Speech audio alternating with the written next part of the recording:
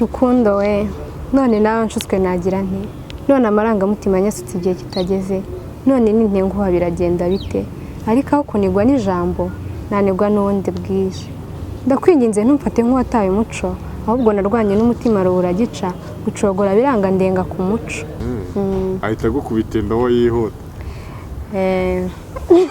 hano baba bari aho ngaho bumva ngo umukobwa ntabwo bakubitwa indobo ngo niwe wazitanga gusa uyu ni urugero rwiza rw'abayikubiswe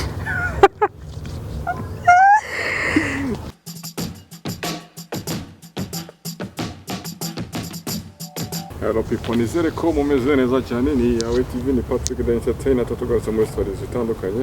Reka mbere ko twinjira muri show yacu uyu munsi maze tukota turi kumwe na Body Max Fitness, bagufasha kuba physical fit, kugabanya ibiro cyangwa kubyongera bitewe na size wifuza. Personal trainer baguha imyitozo ijyanye no kwifuza gutera, dore mu Giporoso usa n'uwerekeza i Kanombe winjiye muri Hilltop, kataye ibumoso bwawe ugeze kuri Body Max Fitness, cyangwa se ukaduhamagara kuri 0783508041. Dufite gym nziza cyane, sauna de massage, swimming pool ku bantu bikunda koga. Mutugane twa izo service mbabwiye haruguru. Turi kumwe n'umwari urazi kuba wamenya kimugenzano kuri Yawe TV. Tuza gutangira twikaze tugaye ikaze. Murakoze cyane. Meze neza? Yego. Watangiye ubwo dukurikiranye.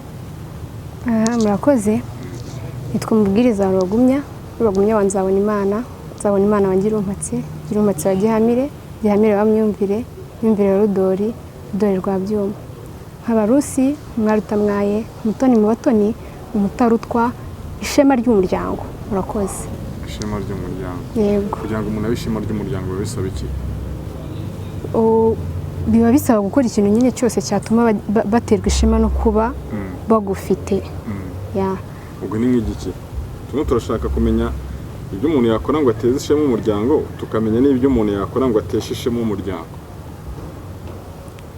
Ikintu buriya ukora ukumva urahamanya n'umutima nama wawe ko ari ikintu kizima kandi cyiza, byanze bikunze n'abandi bashobora kubona ko ari cyiza.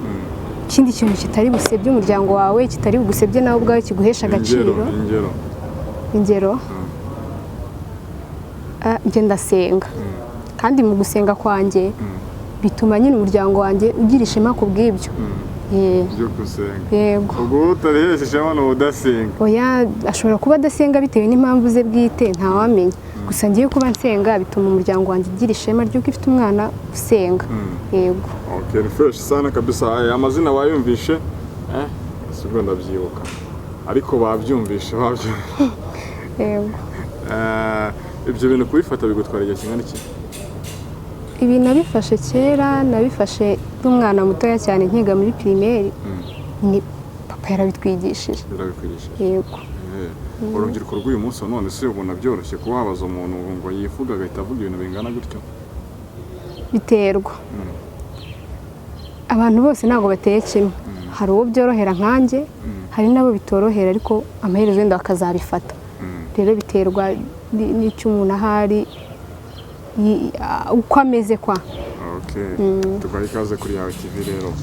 Hanyuma umaze kwibwira abantu ubusanzwe ukora iki? Usanzwe nkora mu bintu bya online services. Yego. Online services. Ubwo no kuvuga ngo nize service. Hakubiyemo serivisi nyinshi. Yego. Nyinshi nyine n'abacururiza online.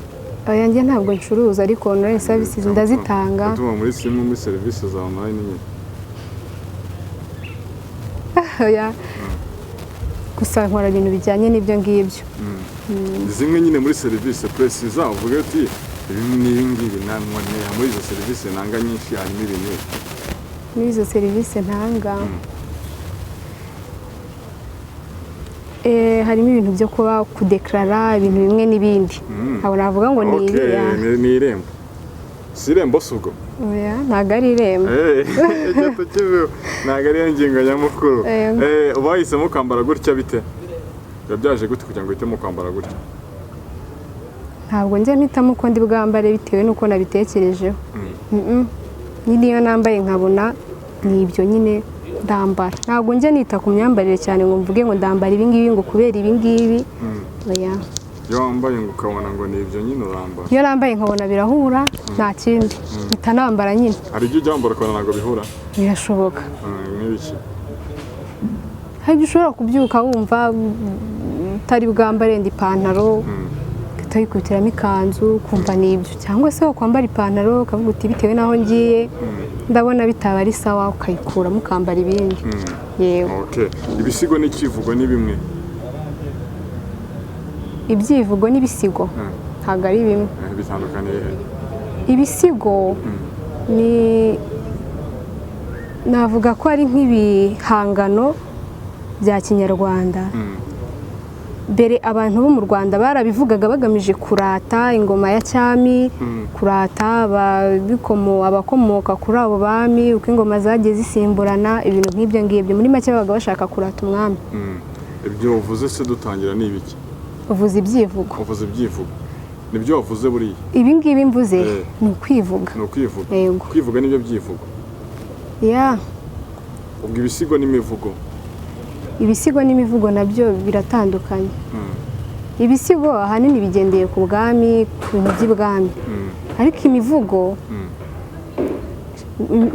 umuhanzi w'imivugo akora ku ngingo nyine runaka ashaka, ntabwo ari ngombwa ngo avuge ku mwami. Yego, ushobora kuvuga ku rukundo, ushobora kuvuga ku buzima bwo mu mihanda, ushobora kuvuga ku buri kimwe cyose wakivugaho mu bijyanye n'imivugo. Yego. None se wowe usobanurira imivugo gusa cyangwa uranayikora? Ndayikora nkanayivuga. Ukanayivuga? Yego. Dukubitireho umuvugo twumva.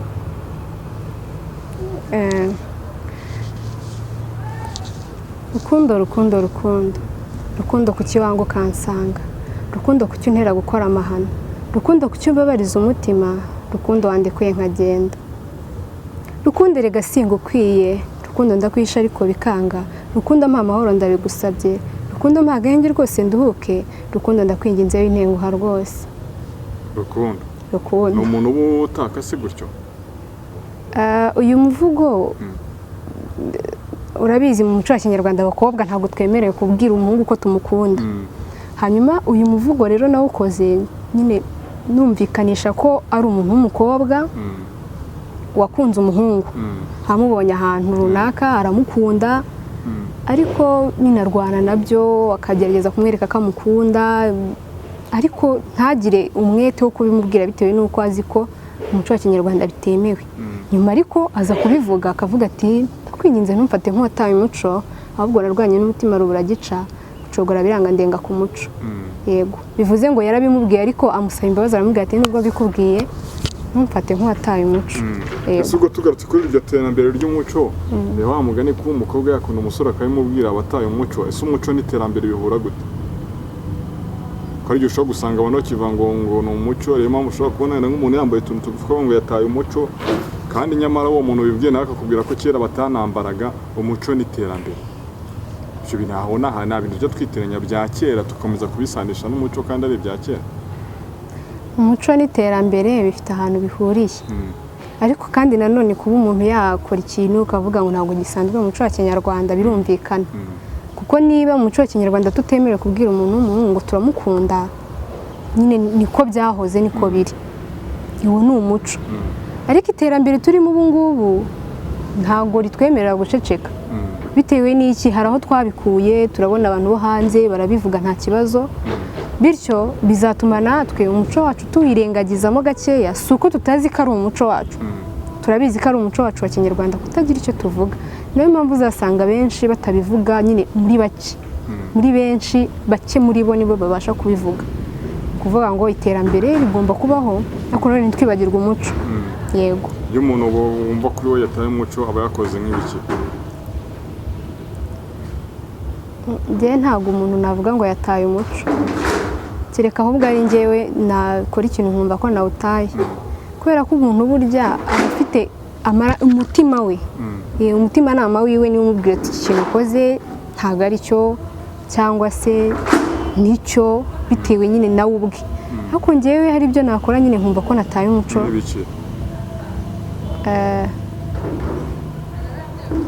Urugero nkutse nk'umuntu mukuru, icyo gihe mba numva nataye. Ariko ututse nk'umungana we ntari?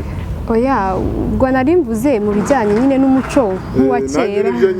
Oya, ubu ngubu bwo ntutse umuntu mutoya tungana, ushobora kumutuka burage, muri burage, cyangwa se gusa nabyo aba ari amakosa ubundi ntabwo gutukana ari byiza gusa nanone mu muco wa kinyarwanda habagaho ikintu bitaga ubuse ubuse byari ugutukana ubuse abantu baratukanaga mbese hahandi kose hanyuma we warakara bagututse bakakwita igifura cyangwa se umunyamusozi bityo rero gutukana rimwe na rimwe aba ari amakosa ariko ubundi mu muco wa kinyarwanda gutukana birimo nka bimwe mu bitutsi uzi ni ibi wamurezi we amurezi wasa neza bitutsi se simba ngututse akarakara kajaneye ntabwo ari igitutsi gusa biriho ibitutsi byinshi biriho hari umuntu nigeze kumva ikiganiro cyiwe yaratukanye ubwoba buranyica byari bimeze gute ntabwo yavugaga ibitutsi nk'uri kuvuga amazina y'inka amwe mu magambo wibuka yavuze ntabwo nayibuka ni byinshi ibitutsi biba bikomeye wumva n'ikinyarwanda cyabyo ukumva wagira ngo ni igishinwa mbese ubwo bivuze ko umuco waracitse niba kera hari abagaho gutukana ubu ngubu ukaba watuka umuntu akajyana ibintu birenze kandi wumva kera barabyitaga ubuse ngo umuco waracitse ntabwo umuco wacitse n'ubu bishatse byabaho kubera ko burya nose kucyumva nk'umuntu yatukanye ukumva ni nk'igishinwa kandi kera atari ibintu byari birenze impamvu kera byabaga atari ibintu birenze urabona ni nk'uko twakwicara hano tukavuga tuti tugiye kuganira ku ngingo iyi n'iyi icyo gihe rero nabo iyo bicaraga bavuga ko bagiye mu buse ntabwo wagombaga kurakara kabone niyo bakubwira ikintu kigukomeretse ntabwo wagombaga kurakara bitewe n'uko nyine muri uwo mwanya yego waho ugeze hano mu mwakubwira ikintu kigukomeretsa ntabwo babura bakubwira n'igiki kimwe nk'ibintu umuntu yigeze kukubwira ukumva kiragukomerekera biba bihari nyine tubwire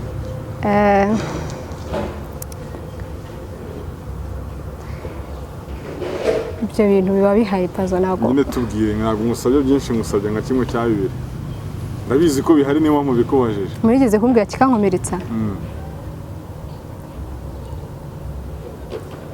kumbwira ko ndi gato kuri gato ese byagukomerekeje ni ukubera yuko nzi ko oya n'abavandimwe banjye baranduta mu bunini nyine bwiyo bambwiye ngo noneho uzi iyo umuntu ambwiye ngo sister we mukuru ngo namubonye kandi mu by'ukuri ni njye mukuru numva se abantu kuki batabona ko ari njye mukuru ariko ubundi ntabwo biba birenze nyine ni akantu kaba kagukozeho gatoya si ibintu byaragukomerekeje kuko nandi ko ari ibintu birenze ibindi ariko wowe ntububyumva birahari n'ibiki birahari nzabivuga one day mbese uzi ikinyarwanda cyinshi kandi uri mutoya wa mugani wabo ngabo bavuga kuri muto nize indimi n'ubuvanganzo muri segonderi nyine n'ibyo nzi bikeya niho nabikuye nanzwe ariko akunda ababyeyi baba baragusigiye baguhanura baguha ikinyarwanda aho n'ibyo wize gusa ariko nabo baranganirizaga nyine turaganira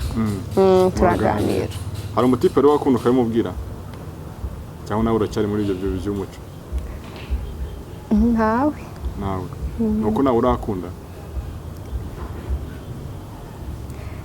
ntawe yewe nyine nawe urakunda oya kubakunda abahungu reka tuba tugomba gukundana mbese twabonye umuntu ukumva uramwishimiye uba ugomba kumukunda wenda si bose uba ugomba gukunda ariko uba ugize wenda ayo mahirwe cyangwa se ibyo byago ukamukunda uba ugomba kumukunda niyo utabimubwira ibyo nyine ntibimureba ni ibyawe ariko byigize bikubaho nubwo utabimubwira ariko mu mutima byarimo erega tuba twarahuye na benshi ahantu benshi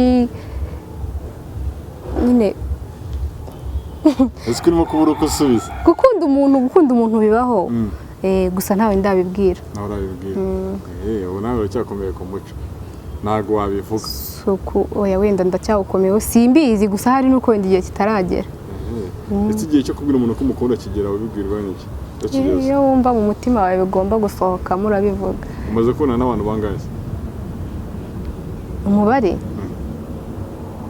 ntabwo umubare nkuzi ntabwo umubare wuzi wanyuma mwapfuye iki nta wanyuma mfite kandi umubare utawuzi kandi hari abantu mwakundanye uwo muheruka gutandukana niwe mvuga wanyuma naramukoshereje. Wamukoshereje wakoze iki se? Naramubeshye. Wamubeshye nk'ikintu kibeye nk'ikintu gikomeye se wabeshye umuntu mugatandukana n'iki?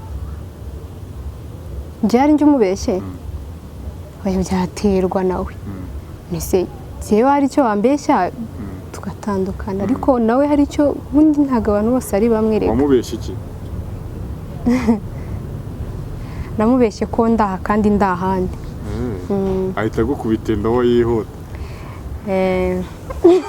Hano baba bari aho ngaho bumva ngo umukobwa ntabwo bakubitwa indobo ngo nibo bazitanga gusa uyu ni urugero rwiza rw'abayikubiswe. Twebwe twibaza ngo turi ku bintu bisa naho ari umuco ahanini umuntu yavuga ko wenda ari byo wibanzeho cyane kuza guhitamo kujya ukora imivugo byakujemo gute?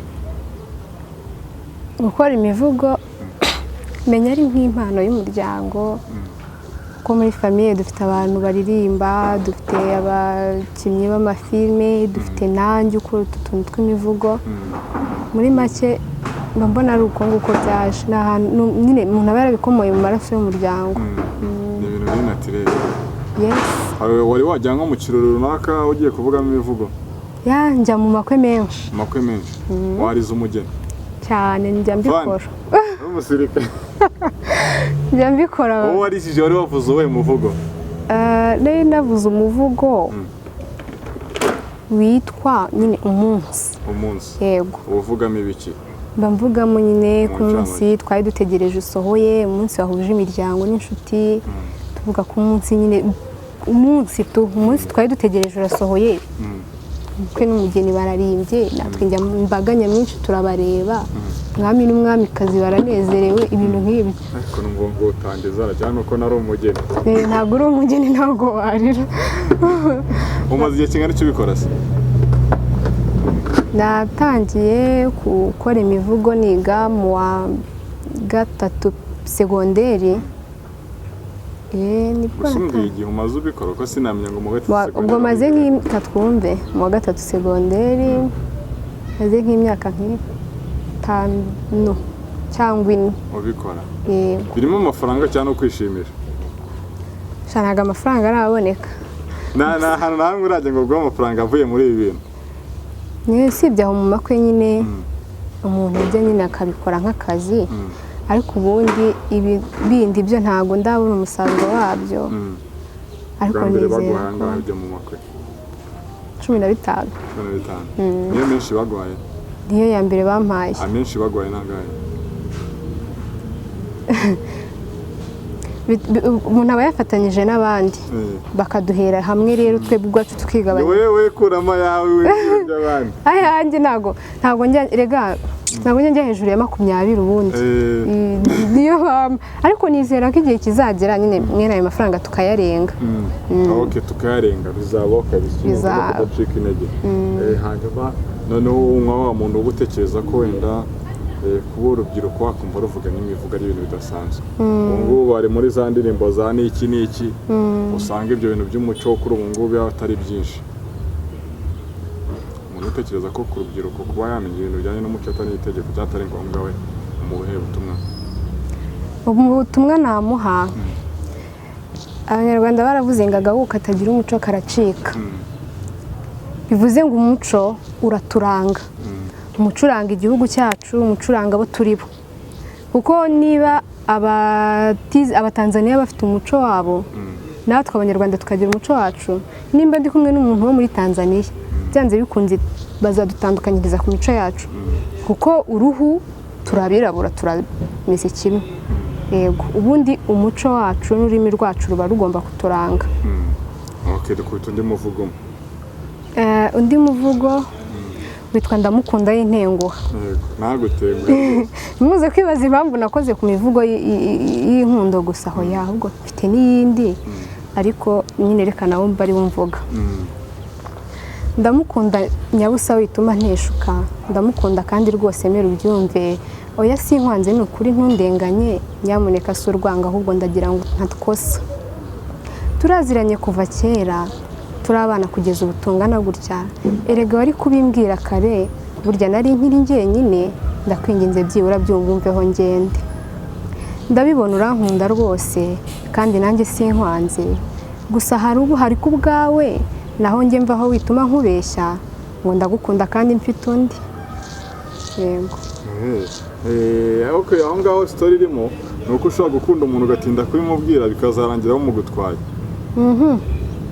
Ahubwo story irimo umuvugo uwo nguwo ni nka kwa kundi umuntu aba afite umuntu bakundana.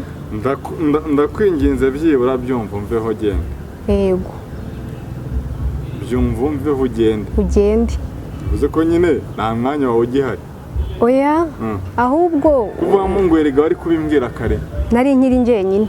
Bivuze ngo hano ukajisha abantu. Yego, reka mbikubwire neza. Bivuze ngo uwo ni nkuko naba ngiye mfite umuntu dukundana. Hanyuma wowe Patrick oya nako katuvuga undi.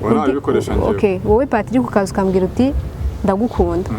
Kandi turaziranye kuva kera, akaba yarabimbwiye kuva kera. Hanyuma nakubwira nti rero we ntengo wituma ntengo undi mwana cyangwa undi muntu we genda mfite undi bakomeza ugahatiriza nyine kugeza ubwo nkubwire nti oya genda. Noneho nuko tutavuze wose hari aho bigera nyine akanyereka buryo ki uwo ndi gukunda ashobora kuba mbeshya iki kandi kuko nanjye nyuma finally nza kubona kambeshya kuko abancuka ngo nakazi ngo mba ndi mu kazi namuhamagara ntiyitabe ati nakazi nanjye nkizerera ibyo by'akazi nyine nkabyizereramo gusa finally muzabona amashusho yawo nimubona video yawo oya nta oya ni story nuko rutangwa oya ni story bidahuye nuko jama we mwari muri kumwe na mbere hose ariko ntiyabikubwira nyuma haza undi akubwira ko agukunda ntabwitse ko twahoranye n'uri kuki utabimbwiye bijya bibaho kandi bishatse kuvuga ngo ubutumwa buri maho ngaho nuko umuntu ashobora kwizera umuntu ko bari kumwe hakaza uwa nyawe ntabyemere ntabimenye ngo nukubera yuko afite undi adashaka guhemukira. Iyi ni cyo ngicyo navugaga. Okay. Ubutumwa burimo nubuhe? Ubutumwa burimo nuko abantu bakundana baba bagomba no gushishoza. Kuko niba umuntu mukundana ukamuhamagara rimwe kabiri gatatu na akazi kandi mu by'ukuri imbere ako kazi yarakirengagizaga ku bwawe. Wamuhamagara akakwitaba akaba yakubwira ati ndi mu kazi turaza kuvugana kandi ko kakabikora. Ariko uko iminsi igenda ishira akagenda ahinduka ubireba hanyuma uwo ku ruhande wundi wa nyawe ahubwo wa nyawe ugukunda by'ukuri yaza ntumenye ko ari we ahubwo ugakomeza ukizirika kuri wa wundi nyuma ariko binarangira ubibonye ko wa wundi wizirikagaho nyine nta mwanya wawe agifite kuko nta kuntu wambwira ngo umuntu ndamuhamagaye umunsi umwe iminsi ibiri iminsi itatu ati ndi busy kandi mu by'ukuri ako kazi ari gukora n'ubundi na mbere mukimenyana bigishyushye niko yakoraga. Bivuze ngo rero nubwo butumwa burimo aho ngaho. Nese ubwo umuntu yakibaza ngo umuntu agwamagaraga buri munsi zimwe mu mpamvu zimuhindeye nizi cyangwa se bimwe muri rusange ubwo kubera kumbwiye ko atari story yawe ubwo ngiye numva ngo yiduha nk'ari true story ariko n'undi reka tukomeze tubivuge gutyo muri iyo sanse kubera iki wa muntu agwamagaraga buri munsi n'iki kimuhinduye ashobora kuba yarabonye uwo yakunze kuruta wowe cyo ni kimwe cyangwa se wa mugani ako kazi kanahari nta wamenya gusa ariko nanone iyo bimeze bityo haba hari impamvu nyamukuru ntago namenya ngo impamvu yabitera ni iyihe ariko ibihari niyo mpamvu buriya sivuze ku ruhande rw'abakobwa gusa oya no ku ruhande rw'abahungu bibabaho ugasanga umuhungu akunda umukobwa ariko umukobwa nyine aramukina cyangwa se umukobwa akunda umuhungu ariko umuhungu aramukina bibaho rero ku mpande zombi yego ubwo kumukina ubuvuze kumubeshya kuba ushobora kuba yifitiye abandi ni ibyo ese izo mvugo zaje ubu ngubu zo zibuza gute no guta umuco ntabwo ari uguta umuco oya ntabwo ari uguta umuco kuba wavuga sirenge ntabwo ari uguta umuco rwose sirenge yego kubera ko mu mivugo yawe harimo sirenge hari umuvugo ufite urimo sirenge oya gusa ariko biba byiza iyo ukoresheje ikintu bijyanye n'aho uri kugikoresha ko ntabwo nafata ibaruwa y'umuyobozi wenda yize ngo njye gushyiramo n'iki bivuze ngo sirenga uzikoresha nyine bitewe n'aho uri ubwo se abavuga ko kwambara ibintu bigufa ari gutuma umuco murahuza oya ngerega nawe wabyambara ariko nawe hari ibyo ujya ubona ukabona biteye ubona rwose byakabije rega njye ntabwo njya ndebera ku ruhande rw'abandi njyewe ubwanjye niba numva ikintu ndi gukora kidahura nanjye kidahura n'umuco kidahura n'uko ndi kubyiyumvamo ngomba kukireka abandi rero buriya umuntu ikintu utazakora ni ukubangamira umuntu mu byo yiyumvamo niba umuntu ashaka kwambara iki mureka cyambare niyumva atagikeneye nabwo azakireka imivugo uvuga ni wowe uyihimbira iyi ni njyewe uyihimba ugendeye ku biki hari n'igihe mba ndi kuvugana nk'umuntu kuri telefone twatera sitori nkumva akanambwiye gashobora kuvamo ikintu ugasanga nyine ako kanya bise bituma nicara nkandika bivuze ngo ntabwo njya ntekereza ku kintu ngo mvuge ngo iki kintu ngo gishobora kuba cyavamo iki nta sitori urakora yawe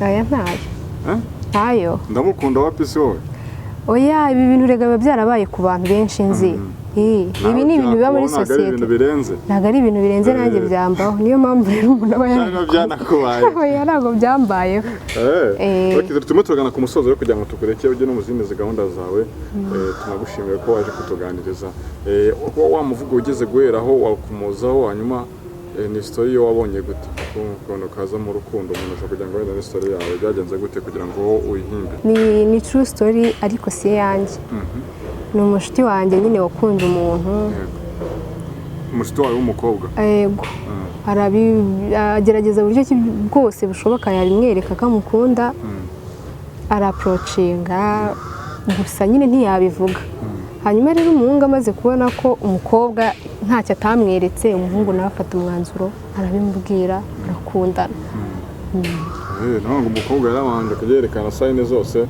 birangira akunzwe ugira ubutumwa rero ugenera abakobwa kuko ubwo numva ari ubutumwa bari bakeneye cyane niba ukunze umuntu witirindira ko azabikubwira ahubwo mwereka ibimenyetso abakobwa ntabwo mvuze ngo mugende mubibabwire ahubwo icyo wumva cya nyacyo ugikore niba wumva kubimubwira nta kibazo biguteye bikore ariko nawe niba wumva kubivuga bishobora kuba bitari byiza bitasawundinze neza kuri wowe byihorere waprocinge nugira amahirwe bizakunda kandi nibyanga uzamureka agende nawe haba hari undi rega uri inyuma ugutegereje muri izo nama ebyiri utanze wakora iyihe nakora icyanyacyo nyine ni ikihe muri uwo mwanya igihe naba ndimo ibyo naba ndi gutekereza ari byo nakora kuko iminsi ntisarega hari igihe nshobora kubyuka numva ndi muri mudu yo kuririmba cyangwa ejo nkumva ndi muri mudu yo gusenga nyine biterwa ubwo icyanyacyo naba ndi muri mudu y'uwo munsi nicyo nakora tunyuzeho urukundo hanyuma dusoza banyurizeho urukundo umuvugo siko yitwa se wundi witwa rukundo kanyuzeho hanyuma dusoza ngiye kutangira nta kibazo rukundo ku kibanga ukansanga rukundo ku cyo mbabariza umutima rukundo ku cyo unera gukora amahano rukundo wandikuye nkagenda rukundo rega singa ukwiye rukundo ndakwisha ariko bikanga rukundo mpa amahoro ndabigusabye rukundo mpa agahenge rwose nduhuke rukundo ndakwinginze w'intenguha rwose rukundo nawe uranzonga cyane rukundo uyikundiwe kandi atabizi rukundo utibura amahoro mu mutima wawe rukundo utimwandikire ndetse umuhamagare rukundo utijya kumureba byihuse cyane ese rukundo nkwibariza uransubiza ese uwo mpatiriza gukunda atankunze ese kumukunda nabigizemo uruhare ese rukundo ubu nturi kungora koko ndeka ndekera aho ngaho ni sawa cyane kuko dushaka kutuganiriza sizina kiri kiri ku mutima wabwira abantu hanyuma tugasoza ikintu nabwira abantu bari gukurikira Yawe TV ni ukubabwira ko banshyigikira nanjye mfite channel yanjye yitwa Rusi TV Rwanda ni naho nyine nyuza ibyo bihangano byanjye hariho video y'uwo muvugo hariho cover y'uwo muvugo witwa Rukundo ikindi nimukunda ibikorwa nkora nzabibona kandi niteguye kubaha icyo mbashije gukora kuko ndi gutegura indi mivugo myinshi iri muri studio ndi gutegura gukora amashusho y'imwe mu bivugo natangiye bivuze ngo mfite byinshi byo gutanga rero ndabinginze mujye kuri channel yanjye Lucy TV Rwanda, mukore subscribe, mutange comment, share na like, ibintu nk'ibyo ngibyo nyine bigende neza kugira ngo umunyarwandakazi wanyu atere imbere, kandi nintera imbere namwe bizabageraho. Murakoze. Okay, ni sawa cyane kabisa. Musure Lucy TV Rwanda mumushyigikire, nawe yarambwira ko abafitiye byinshi cyane byo koga. Mwakoze cyane kudukurikirana no kubana natwe, mukomeze kunogerwa n'ibiganiro bya TV ibagezaho umunsi ku munsi. Amahoro y'Imana abane namwe.